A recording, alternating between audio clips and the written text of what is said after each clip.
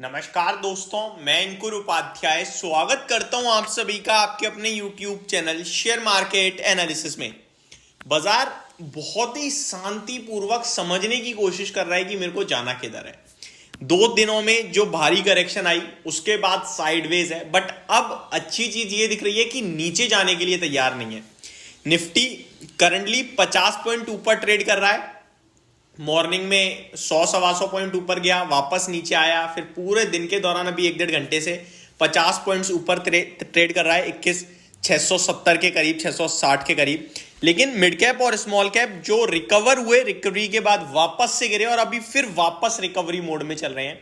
मेरे को लगता है आज मार्केट बहुत अच्छा है, क्योंकि कल FII का डेटा तो बहुत छोटा सा था, लिक्विडिटी बहुत कम थी, तो रिटेलर्स की तरफ से सेलिंग आई है ऐसा हमने अनुमान लगाया।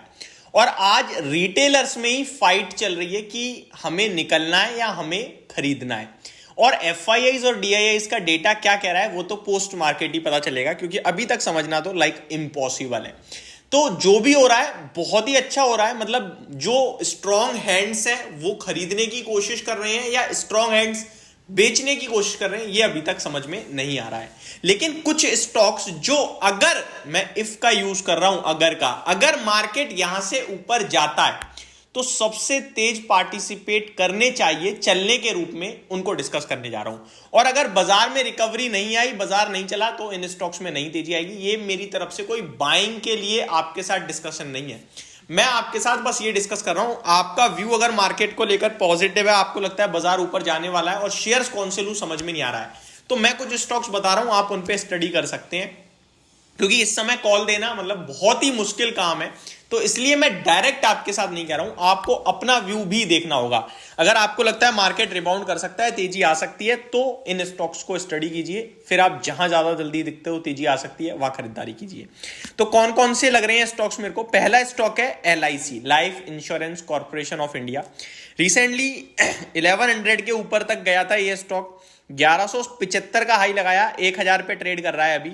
और अच्छी बात यह है कि कंपनी के नंबर्स भी अच्छे आए थे, उतना कुछ खास चला हुआ भी नहीं है। टेक्निकल चार्ट स्ट्रक्चर बहुत ही अच्छा है, 940 का सपोर्ट बनता है, जहां से बड़ी तेजी आई थी 1175 तक की, और अभी एक करेक्शन भी अच्छी आ गई है 1175 से 1000, ऑलमोस्ट लगभग 17% नीचे आ गया स्टॉक, तो बढ़िया करेक्शन हो गई है, ऐसा कुछ नहीं है।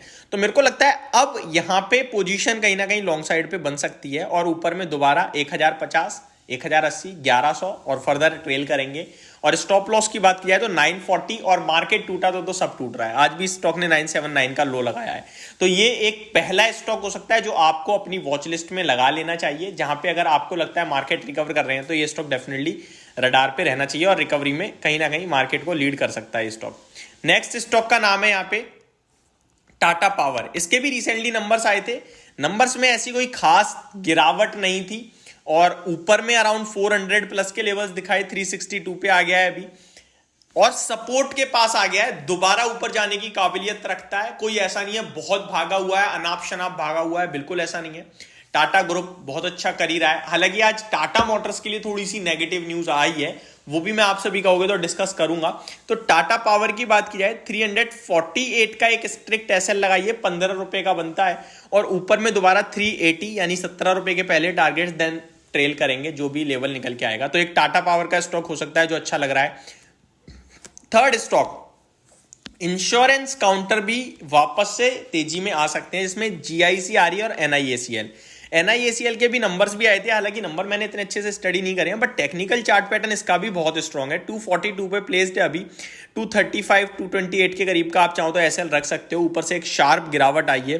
वॉल्यूम्स देखे तो उतने कोई खास वॉल्यूम ट्रेड नहीं हुए हैं इस गिरावट में, और इंश्योरेंस काउंटर्स फोकस में है, स्पेशली GIC आ रही है, NIACL बड़े बड़े मूव दे रहे हैं ये। तो मेरे को लगता है दोबारा ऊपर की तरफ गए तो फिर बहुत अच्छा कहीं ना कहीं मूव बन सकता है इनमें। मे भी हो सकता है 280 300 के आसपास भी पहुंच जाए, तो कोई बड़ी बात नहीं है। और GIC आ रही तो आप सभी को दिख ही रहा है, कंटिन्यू भागता ही जा रहा है, तो ये दोनों साथ ही चलते हैं। अभी GIC आ रही हरे निशान में भी आता हुआ दिख रहा है, तो ये स्टॉक आपको रडार पे रखने चाहिए, जो मेरे को लग रहा है एक्शन में आ सकते हैं अगर बाजार में कुछ इंटरेस्टिंग मूव्स बनते हैं। तो आगे बात करूं अगर मैं आप सभी के साथ, तो PSUs में बड़ी पिटाई पड़ी है, और अभी यहां पे कहना थोड़ा सा मुश्किल है। आपका जो ये सरकारी कुछ बैंक हैं, एनबीसीसी लाइक एनबीसीसी हो गया, बहुत तेज भागे थे, बहुत तेज गिर भी रहे हैं, तो इन पे कॉल देना भी उतना जल्दी ठीक नहीं होगा। एसजेवीएन है आपका, क्योंकि बहुत रफ्तार से भागे हुए, अगर हल्का फुल्का करेक्ट भी हो रहे हैं तो भी टेक्निकली अभी भी बहुत स्ट्रांग है और सपोर्ट से बहुत दूर हैं। तो इसलिए अभी इतनी जल्दी मैं इनमें कोई कॉल नहीं दे रहा हूँ, रिस्क ज्यादा है। ये जो स्टॉक्स डिस्कस करें, रिस्क यहां भी बहुत ज्यादा है, लेकिन सपोर्ट के ऑलमोस्ट नियर बाय पहुंचते हुए दिख रहे हैं। मार्केट ने सपोर्ट दिया तो ये स्टॉक्स अच्छा कर सकते हैं, आप इन्हें वॉच लिस्ट में लगा सकते हो। होप आपको ये सारी जानकारी समझ में आई होगी। Thank you so much for watching this video. Have a great day guys.